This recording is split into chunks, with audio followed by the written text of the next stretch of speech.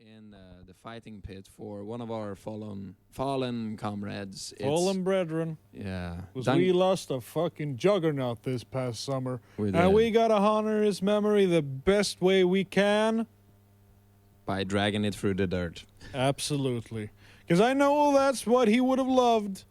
Because he came to me in a dream last night and he said, "You fuck this up, I will angry myself back to life, kick you in the nuts, and then I'ma kill you. The slow way." Nasty. He was a nasty man, but that's what we loved about him. Yeah. So please join us, because I don't want the vengeful dead coming back, kicking me in the nuts until I die again. Once was enough. Twice is just annoying. That's true. So join us for the Duncan McVegan. Sorry, my voice is giving out today, folks. The Duncan McVegan tribute show, 12 o'clock in the fighting pit. We'll be throwing some sand around, talking some sad tales, and just in general be miserable. Yes. It's gonna be fun! Fun, fun, fun! Coming up next in my coffee.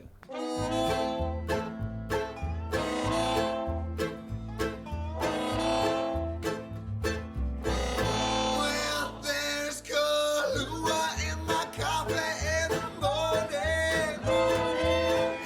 9:30, it's time for Chardonnay. Well, please don't ask me why I do these things that get me high. There's Kahlua in my coffee either way.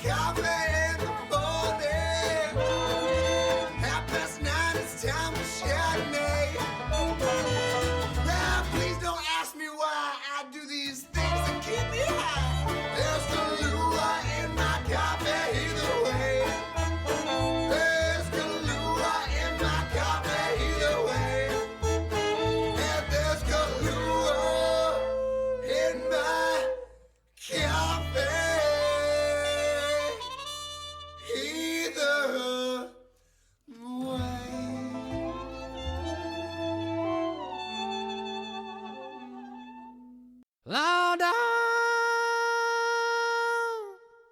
barking all around my door. You trying to tell me how to live my life.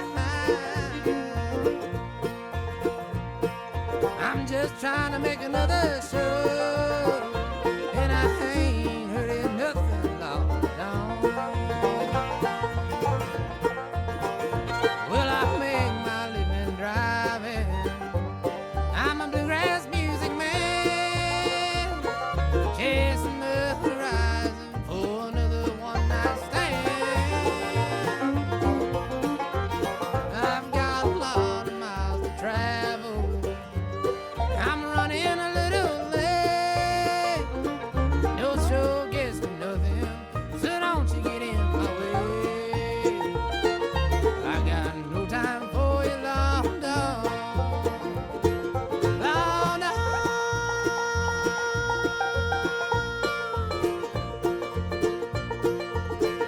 Walking all around my door. You trying to tell me how to live my life. I'm just trying to make another show, and I ain't heard nothing long dog.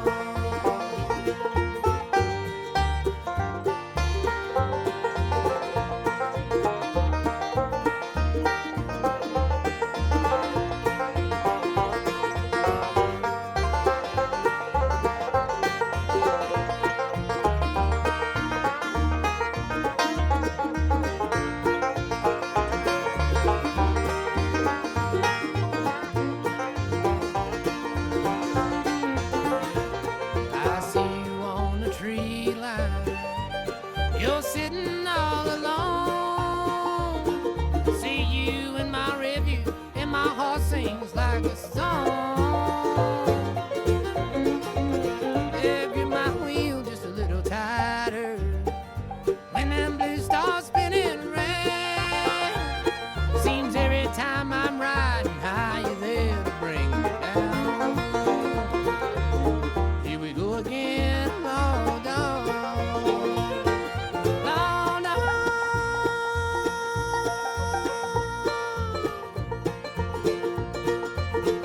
Walking all around my door. You trying to tell me how to live my life. I'm just trying to make another show, and I ain't heard nothing long, long.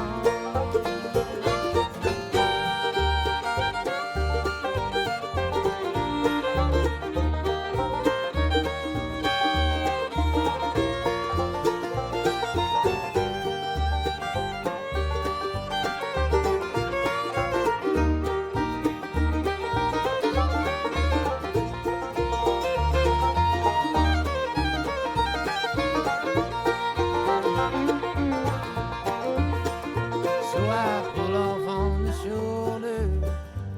I know it all so well. Yes, I know how fast I'm driving. I'm a trained professional. Give me a little piece of paper. Says my lifestyle has a price. Well, if you want my money, Lord, dog, you're gonna have to catch me twice. Damn, that ain't gonna happen, long dog. Long dog.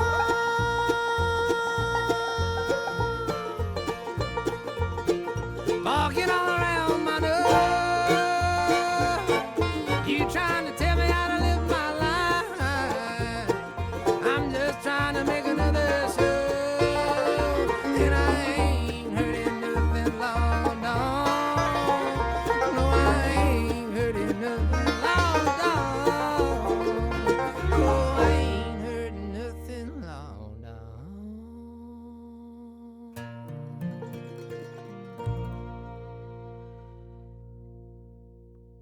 Oh, dog, dog, doggy dog.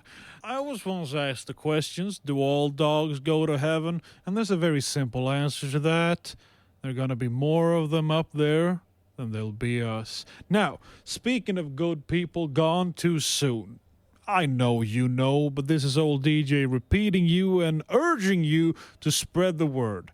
12 o'clock, 50 minutes in the arena, we will hold the memorial service for Duncan McVegan. If that name means anything to you, I beg of you, join the memorial service in the arena, fighting pit, 12 o'clock, 50 minutes.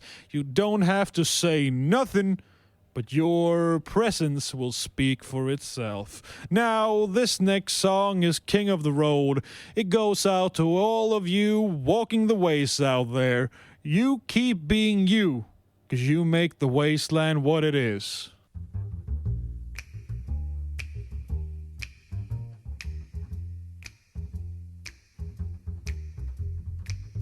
Trailers for sale or rent, rooms to let 50 cents.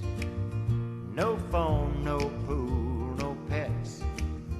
Ain't got no cigarettes, but 2 hours of pushing broom buys an 8, 12, 4-bedroom. I'm a man of means, by no means king of the road. Third boxcar, midnight train, destination Bangor, Maine. Whoa, worn out suit and shoes. I don't pay no union dues. I smoke old stogies I have found. Short, but not too big around. I'm a man of means, by no means king of the road. I know every engineer on every train, all the children, all of their names, and every handout in every town. If we're locked, it ain't locked when no one's around. I sing trailers for sale or rent, rooms to let 50 cents. No phone, no pool, no pets. I ain't got no cigarettes, but 2 hours of pushing broom buys an 8 for 12, 4-bedroom. I'm a man of means, by no means king of the road.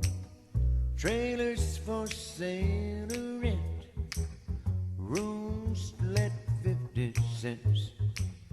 No phone, no pool, no pets. I ain't got no cigarettes, but This is Radioactive 107.5. We're getting prepared for the memorial service of Duncan McVegan, our fallen comrade, Yes. the one and only. It feels empty with him being gone. Yeah. That's what I've been saying. The wasteland just ain't the same without him. We lost a juggernaut, a man of such tremendous size and girth and spirit, and now there's just nothing. Nothing One but day you're emptiness. here and then you're gone. That's true. Really Anyway. makes you think. We're going to be playing a tribute show for him Oh yeah. and make sure that you listen to all of it because it really encapsulates his whole being. It's Oh yeah. everything he was all about. Because they will be hearing the voice of a dead man. Yeah, listener discretion is advised. And if you want to cry, just do it. I'm already doing it. I can see. Oh yeah. Here was a man who was too big for this life. Duncan, we'll miss you.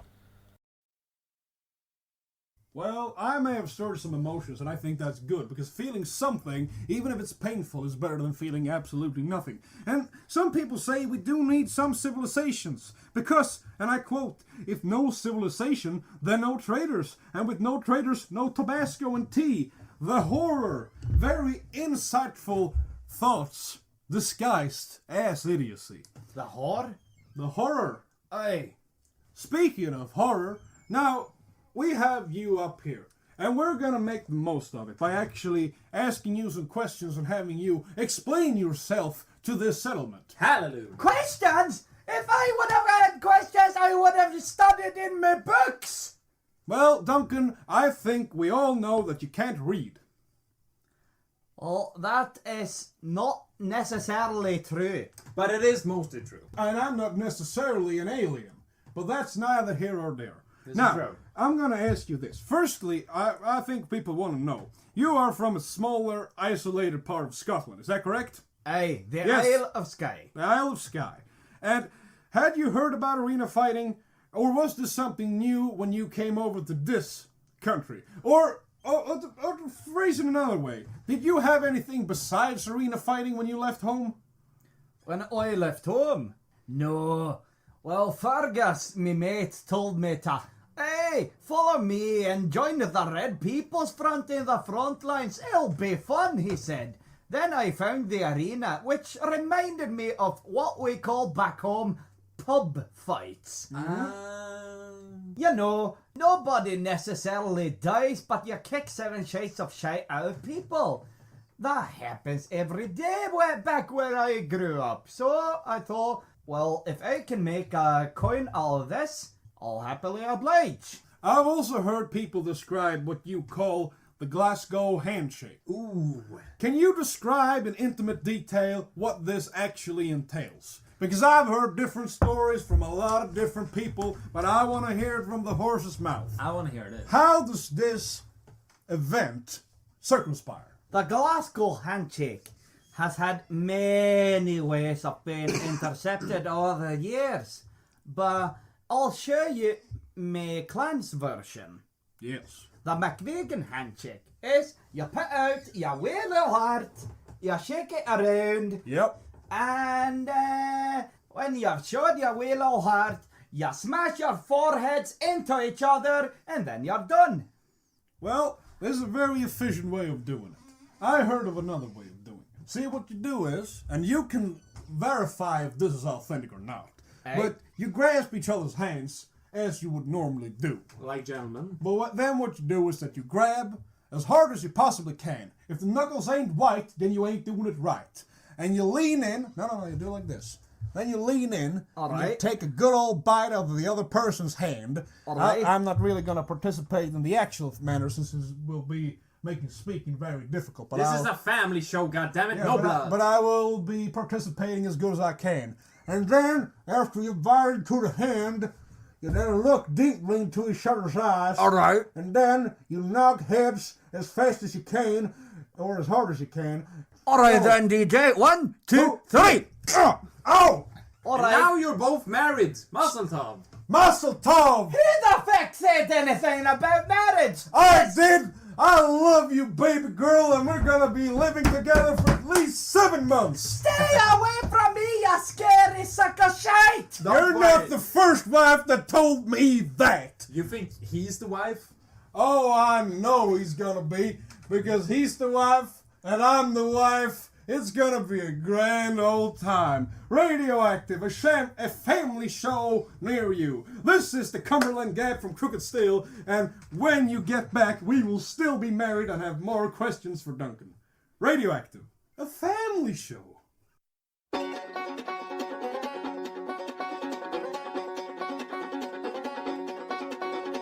Oxford town, everybody's got their heads right down. Sun don't shine above the ground, ain't no going down Oxford town. He went down Oxford town, guns and clubs followed him down. All because his face was brown, better get away from Oxford town.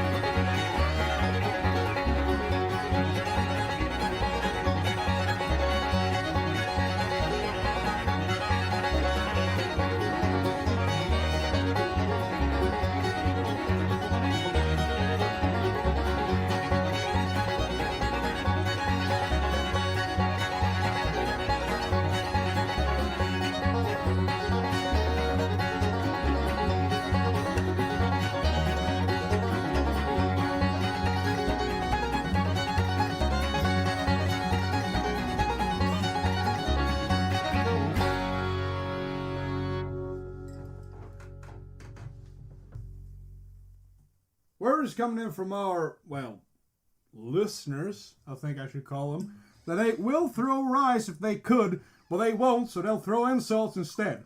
They're also calling you a fat sack of shit, an enabling piece of shit, and I am plain old garbage. That's gonna be my wrestling Who name. called me a fat sack of shite? Well, it's actually a secret way of writing into the show, so I can't reveal anyone's name except in paper. So, this is the person that called you a piece of shit. Now, if you take that back to your friends, you can decipher it in about 2 to 3 weeks. Because I know you're not a very fast reader. And, continuing on... Take it easy. Don't strain your big head, little fella, because you gotta do a little thinking. Now, you are, as we might call, an arena fighting fan. Is that correct? Yeah. So, have you heard about the histories of the ancient form of prize fighting or pit fighting before the post-apocalypse came upon us? About the legendary fighters like Andre the Giant, Gorgeous George. Are you aware of these legends, their legacy, and are you in some way inspired to be like the great masters of old? Well, let's talk about Andre the Giant. He was actually world famous for having the world record of being an alcoholic. Ooh! In one sitting, he drank 116 beers. That's impressive. I know. I have been trying to live up to that legacy all my life. But Andre, whatever liquid, alcoholic fueled hell you're currently basting in, I'm coming right after you. And then there are legends of old like Gorgeous George and Jesse the Body Ventura. Yeah. And He was in Predator. And later he became the Mind. and then we have the legends of old, the legends of woo. When you say who, Ric Flair. Oh, big man, yeah. Hey. Was he the one with the sunglasses and the hat? You're talking about the sheep riding, wheeling dealing, kill stealing, son of a gun. And I've got a hard time holding my Doc Martens down. Woo! Well, This is true. This is actually very true. And what about the guy? Now, let me describe him because I don't quite remember his name. Handlebar mustache, bandana to disguise the fact that he was incredibly bald, big, beefy, and he once slammed Andre the Giant through a table. He also had an 11-inch penis, and there was a bit of kerfuffle about him saying some things while doing some things to somebody else. Hogan the Hulk. Yes, now there was a great controversy surrounding this man and the stain that he left on the legacy of pit fighting. But do you feel these allegations truly dismiss the grandness and the stature that this man provided to early 19th century civilization? Nothing you ever do in the city can disapprove of what you've accomplished in the great holy sands of the arena. Yes, that's a very good way of putting it. And when, in about 20 years, when we find out about all the disgusting things that you've done, not only now, but In the going future. to do, and With your- have already done, you wouldn't want us to slag you off on this radio show, saying that you were a terrible man, a monster of a man. We would not dare taint your legacy as long as you are alive and anyone in the fighting spirit is in a rock throw away from me. That is to say, about 20, 30 yards. Considering thinking about what we survive on a daily basis, the Panzer Wolves, the wild kind of mutants, and everything, if you call me a monster, I'll consider that a compliment. The Hellbound Train. A drunkard lay on the barroom floor. He drunk till he could not drink no more. He went to sleep with a troubled brain and dreamt he was on the Hellbound Train. The train, it flew at an awful pace, the brimstone a-burning both hands and face, and worse the roadbed grew, and faster the engine flew. He blowed the whistle and rung the bell, and the devil says, boys, the next stop is hell. And all of the passengers yelled with pain and begged the devil to stop the train. But the devil laughed at their misery. He hollered and roared and yelled with glee. You paid your fare with the rest of my load, and you got to ride to the end of the road. You robbed the weak and done wrong to the poor, turned hungry folks away from your door. You laid up gold till your purses bust. You ruined young gals with your beastly lust. You mocked at God in your stubborn pride. You murdered and killed and cheated and lied. You double-crossed partners and cussed and stole. You belong to me, both body and soul. Your bones will burn in the flames that roar. You'll scorch and sizzle from rind to core. Then the barroom rang with an awful scream as the drunkard woke from his terrible dream. Down on his knees on the barroom floor, he prayed as he never had prayed before. His prayers and vows, they were in vain, for his soul was doomed for the hellbound train. The hellbound train.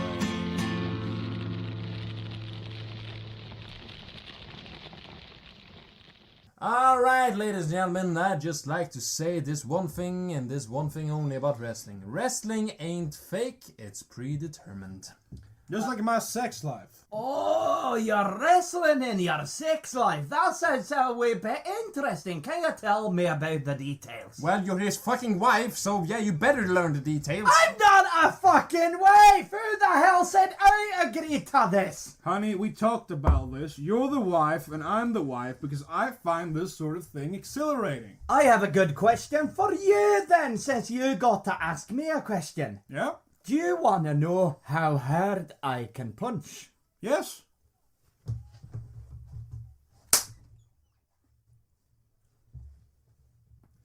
Well, great, you killed him.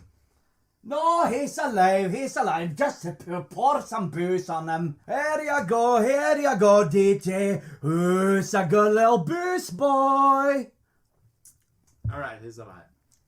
Which is good for you, because, yeah, you might be his wife, but, like, nobody fucks with my partner. Well, I just did what I had to. Let's call it the punch of a divorce then. Awesome, Tom! It was a short marriage, but no one will ever forget. Let's get back home, laddies. All bugger broth.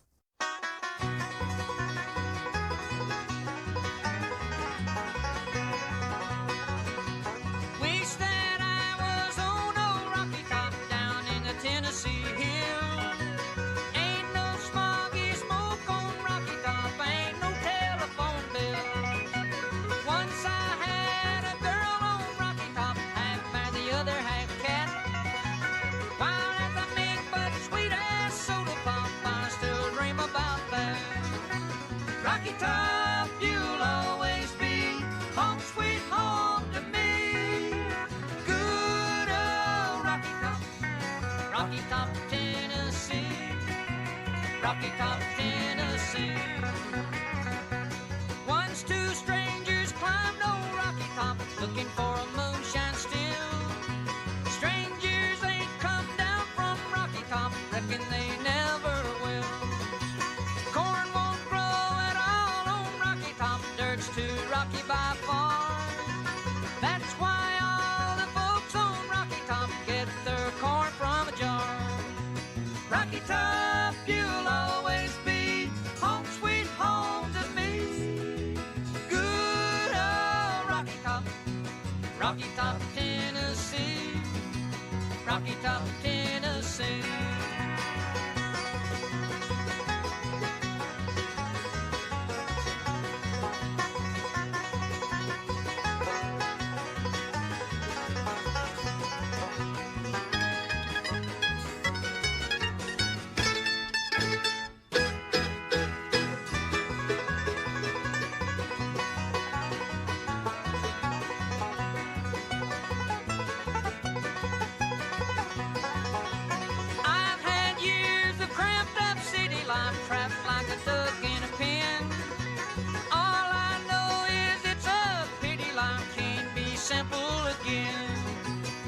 Rocky Top, you'll always be home sweet home to me.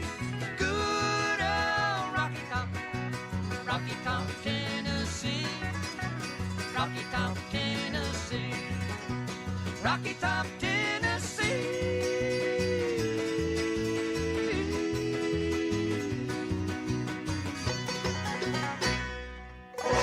I have been asked to clarify that the RFF are not communist, they are socialist, and some trade is necessary. And I say the things that fall out of my asshole smell better than the things that fall out of my dick. This is true. And also, communism, you're all Let's right. not get political. Let's just ask ourselves, why has every ruling governing body from the outside wasteland that's come to this settlement eventually disappeared except the RFF? The dirt worshippers, what were they called? Water Federation. Oh, yeah. They're gone. Yeah. The church, well, they're pretty much gone. Well, that's probably thanks to me. Yeah, Well- and you're burning vase.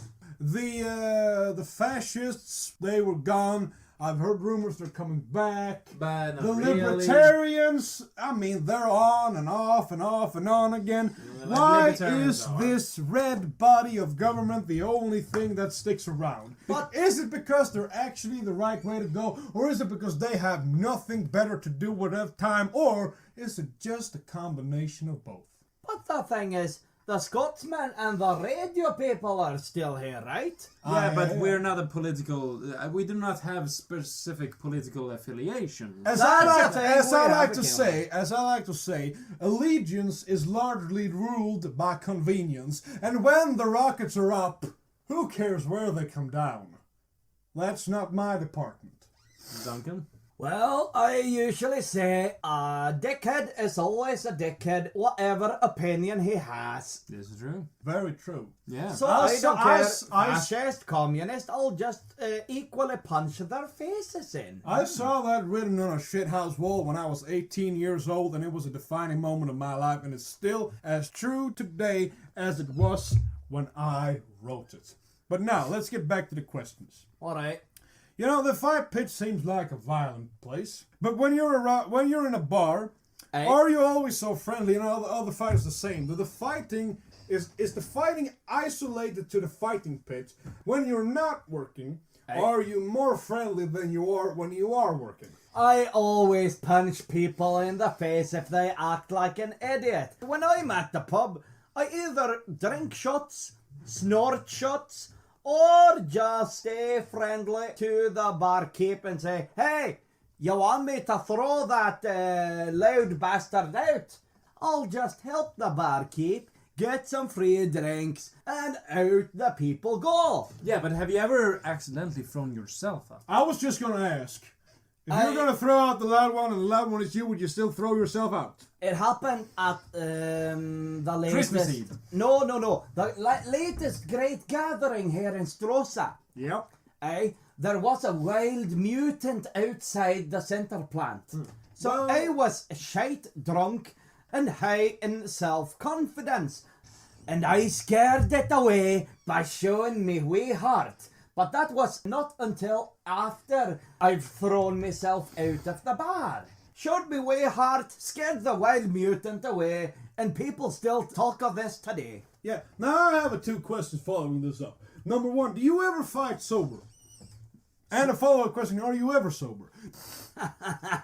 Well, me drinking a wee bit too much would be called giving the opponent a fair handicap. Well, the point is you do not fight drunk because you're afraid. You fight drunk to make the fight fair. Aye. Well, that's a very reasonable way of looking at it. I have previously have sort of, what's the right word? Promoting the idea that you shouldn't just fight the wild mutants. You should try to fight wild, dangerous, mindless animals with kindness. Do you subscribe to this theory? Not necessarily that you would enjoy it, but is it something you think would be necessary in dire situations for people like myself that ain't, let me say, violently inclined? Is it sometimes better to talk down the evil than to try to fight. Is it better to fight with love than with violence? I don't know too much about love, to be honest. I haven't had the time. And my job is to do the fighting. The talking is all about Fergus, the good-for-nothing gobshite. Well, here's the thing. When you say that you know nothing of love, we were just married, and you say you don't have the time. My good man, I just simply must state, I don't think you make the time. Well, no matter if you make time or not, we're radioactive and we have music to play and things to not care about. Like, for instance, The Coming Tide, Lou Winslow King. You better come inside for the coming tide. You better come inside. For the coming tide. Oh, you better come inside for the fall of the coming tide.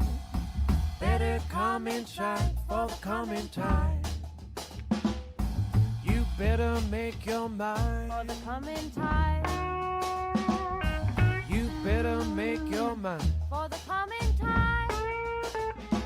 Oh, you better make your mind for the fall of the coming tide.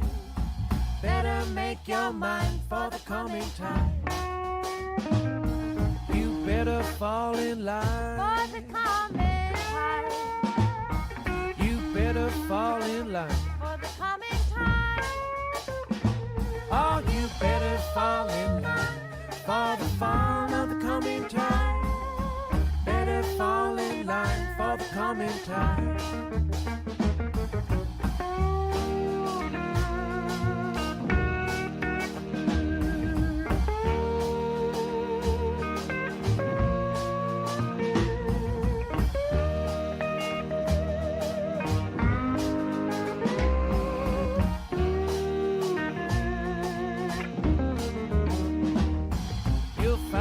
Place to hide. From the coming tide.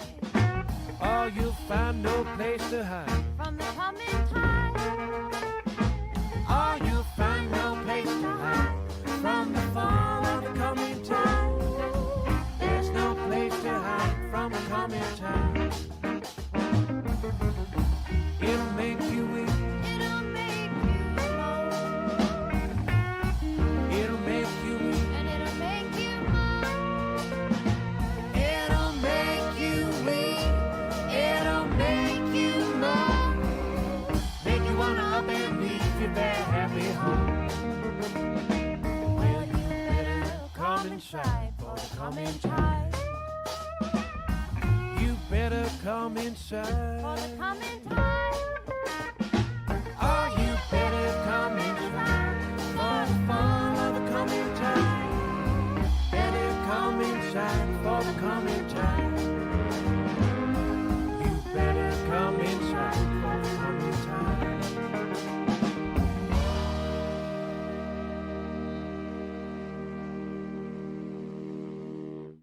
And now, ladies and gentlemen and beautiful people of the wasteland, we have a really important talking point in tonight's show. It's the Yes. evilness of pants. I personally think it's the work of the devil. This is true. Because I believe there is a literal devil beneath us in the earth's core, dictating the evilness of man, leeching upon our fears and our darkest desires. Especially our pants. Yes, and pants is an invasion by this horrid creature to keep all the dangly bits intact and as uncomfortable as possible. But DJ, if not pants, then what else? Alright, here's a story about how I wear a kilt. Yes, please! The kilts are pretty and we have different settings depending on clan, family and such. Like settings as in you press a button and then it becomes longer, or how do you mean settings? Well, of course it is. It's 2149, goddammit. The kilts are digitized just like everything else, isn't that right? Put on the kilt this plain neutral gray, but then you fix the settings with the clan password code that they give you as you join, and you pass the initial trials. And then the kilt turns into the color and the shapes and the size of the appropriate clan that you wish to join. Like the McVegan clan, they have a huge dick on the back and a gigantic donkey ass on the front. I don't know why they do it that way, but that's just the way they swing. And when you put in those correct settings on the kilt, you look like a horse's ass in the back and like a dickhead in the front. How the shite do you know about different clans back in me home? Because I have a superpower. Which is? Reading. Reading. Don't worry, big fella, you'll learn about it soon enough. I got a starter set out for you. It's called The Happy Little Duck. It's about a duck and he's very happy. The first chapters are a bit slow, but after that it really picks up, and the ending is a brilliant work of postmodernistic art. Like a dead dog I'm hanging around. Won't you stop and pick me up? Dig me a deep hole in the ground.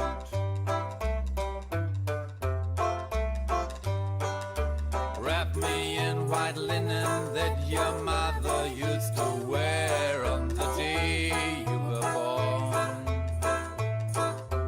Once I was a baby dog.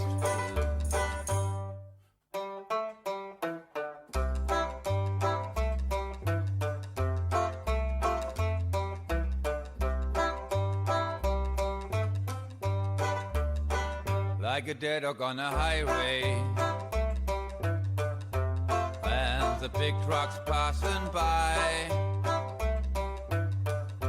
Won't you put my little body down? Cover it with boulders out of light. Kiss away the red and blood and comb my fur and straighten the broken tail. It was dancing up and down while I was going down the highway.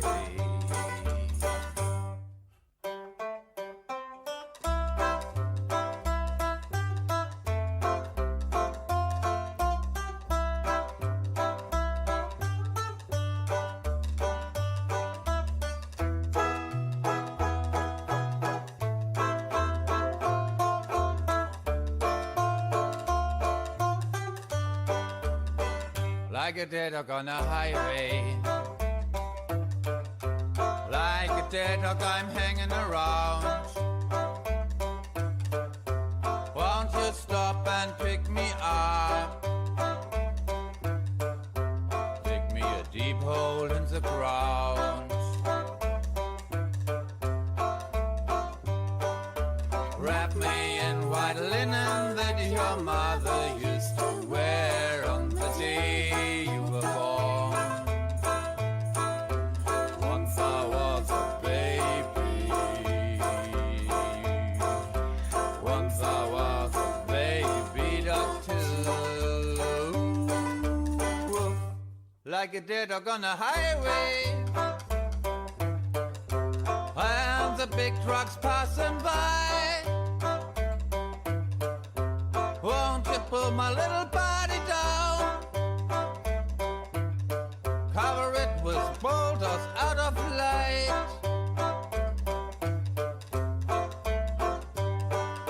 Rub me in white linen that your mother used to wear on the day you were born. I'm going down the highway. I'm going down the highway till I die. Oh, till I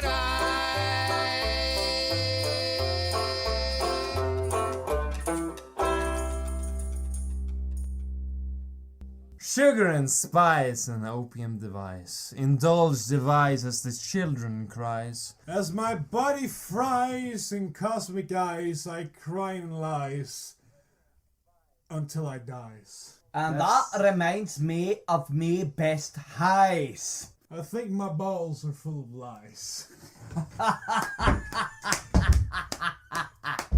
Cheers A little cheer for my big old man. There you go. Cheers. There you fucking go. What is this song you're introducing to the wasteland? To everyone that ever wants to be me fan, listen to this piece of tune. This is Radioactive. Joined by Duncan the Scotsman, and this other person, and me, the DJ. Radioactive, your friend in the wasteland.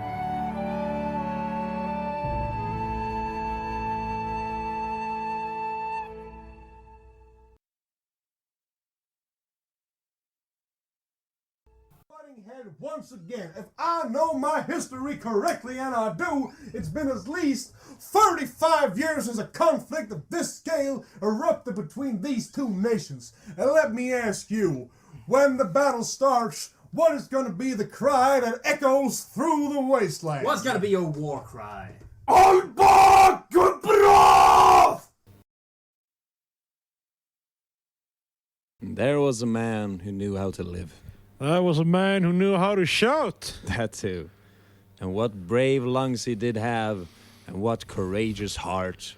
And the ears that it got to caress. He was a man that could be seen, could be heard, could be felt, could be smelt. He was a man who would let himself be known. Yeah. He was a hard man to ignore. And still is. And we loved him. And we did. I barely knew him, though. I only saw his dick twice. And for some people, that's enough. That's So- one more than me. Yeah. So, Ugh. yeah. At this point, we are moving to the arena. The memorial service will take as long as it takes.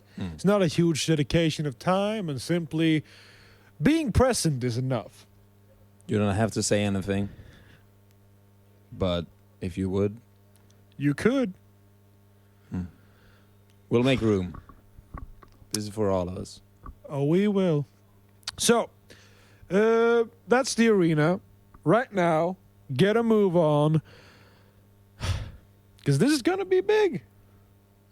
Emotionally big. This is gonna hurt. Ooh, it's going to hurt. God damn. Get your tissues in order, people. Coming up next, we got more songs. Stay tuned. See you in the arena.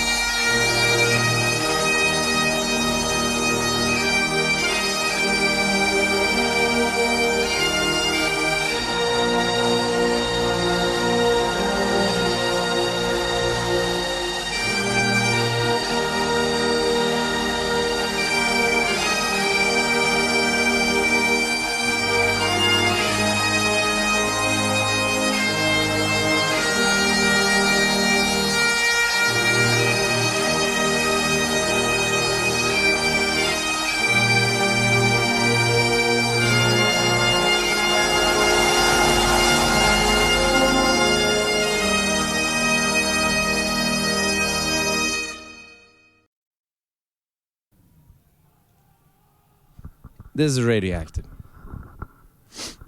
The groove here.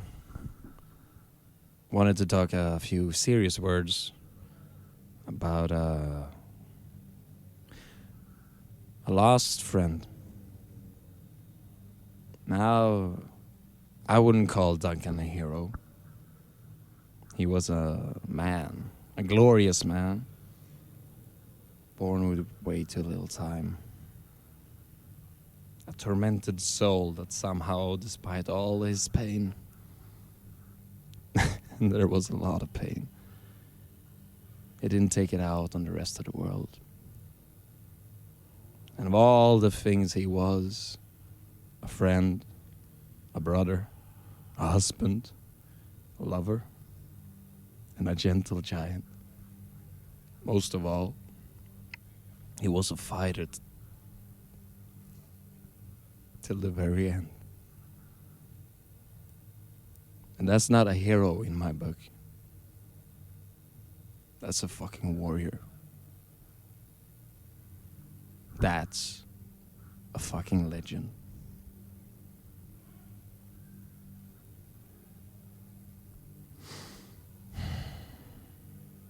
I wanted to thank everyone who came to the memorial service. And, yeah.